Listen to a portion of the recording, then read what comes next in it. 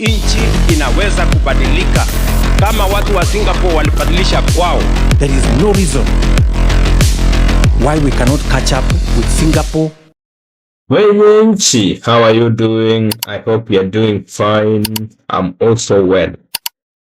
Now, last year ikielekea kuisha, something came up everybody was talking about, and I think until now it is still being talked about, and this is Singapore. There's this Singapore dream that has been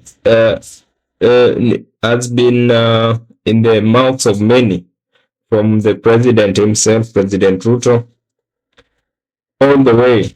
I think the first time I heard it was when he was in the parliament going to give the State of the Nation address to the parliamentarians. And from there, he just took the wave and everybody was speaking about Singapore. Everyone was speaking about it. Now, I want us to do a deep analysis about this Singapore story. Is it just a real dream or a political hoax that is designed to get through to 2027? Because the timing, yes, nothing is a coincidence in politics. The timing of this Singapore dream is worrying. Let's hear first from those a little bit of the moments that the president, the commander-in-chief, spoke about it.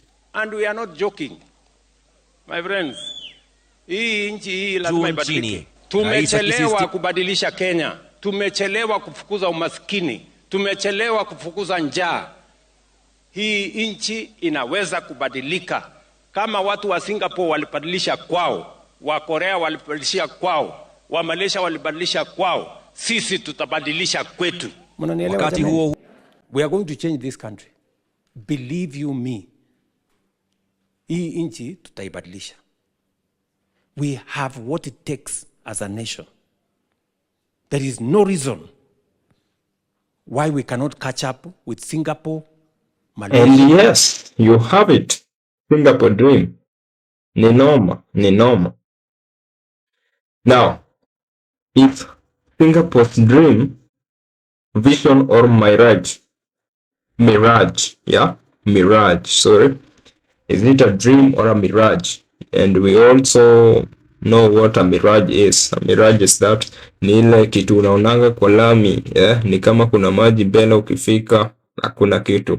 Basically it is formed by, is it reflection or refraction of light, something like that. Yes.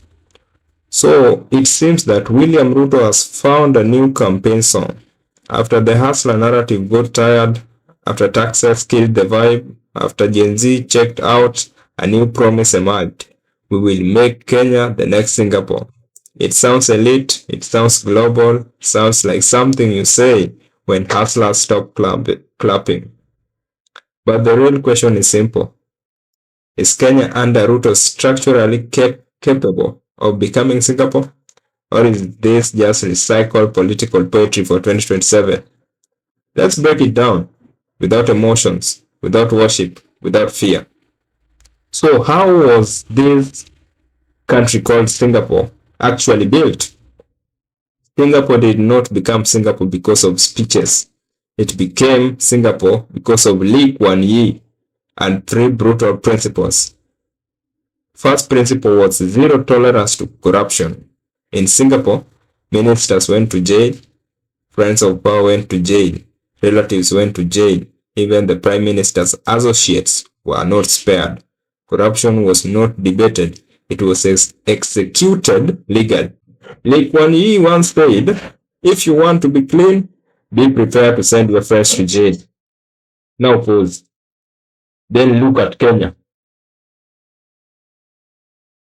Kenya's corruption problem, it is directly anti-Singapore. In Kenya, corruption scandals come and go. Nobody goes to jail, files move, headlines fade, people are reshuffled, not punished. And let's be honest, this government has not been different. procurement scandals, lifestyle politics, political protection, selective silence, opulence. You cannot build Singapore on a foundation of wacha tuchunguze. Singapore was built on wake and done. That difference alone kills the dream. Yeah? I'm accused often of interfering. Lee Kuan Yew ruled with discipline, long-term planning, meritocracy, national interest above politics. He was not popular. He was effective. Ruto's leadership style, coalition bargaining, political survival, rewarding loyalty, expanding government to manage alliances. Singapore reduced inefficiency. Kenya multiplies it. You don't build a world-class state by kuongeza deputy, kuongeza advisor, kuongeza CAS, kuongeza PS. That's not Singapore. That's political buffering. Singapore focused on manufacturing, technology, logistics, education, skills. Kenya today focuses on taxation before productivity, borrowing before reform, consumption before industry. Singapore asked, how do we make citizens more productive? Kenya asks, how do we collect more from already tired citizens? That's not transformation, that's pressure. Singapore invested heavily in education, STEM, discipline, technical skills, no politics, no tribal balancing, no shortcuts. In Kenya, education is underfunded, universities are struggling, graduates are unemployed, appointments are political, not merit-based. You cannot copy Singapore's results without copying Singapore's sacrifices. Here's the elephant in the room, that is the Ruto problem. He has a trust deficit. Even if Ruto had a perfect plan, trust matters.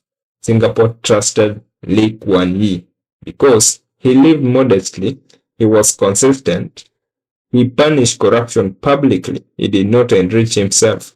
Ruto's government carries trust deficit, credibility issues, perception of a light capture, and perception in politics is reality.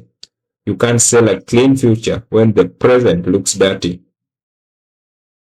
Why is this Singapore talk really happening right now? Let's be honest. This Singapore narrative is coming up because Hustler script expired. Cost of living anger is real. Youth confidence is low. 2027 is approaching. So you upgrade the promise from nitawatoa kwa umaskini, nitawatoa hapa juu mpaka hapa chini niwapeleke juu, bottom up to nitawapeleka Singapore. Same politics, different destinations. Can Kenya become Singapore? Yes, theoretically. Can Kenya become Singapore under rampant corruption, weak accountability, political patronage, short-term survival politics? No, absolutely no. Singapore was built by painful discipline, ruthless honesty, national sacrifice. Kenya is being run on political convenience, elite comfort, public endurance. As we say, huwezi kuendesha Ferrari kwa mafuta ya jiko. The Singapore dream is beautiful, but under current conditions, it is not a plan. Yeah, it is a mirage, and mirage only look good until you get closer. That's all I had for you today. Don't forget to subscribe, like, and share HiiStory. Bye.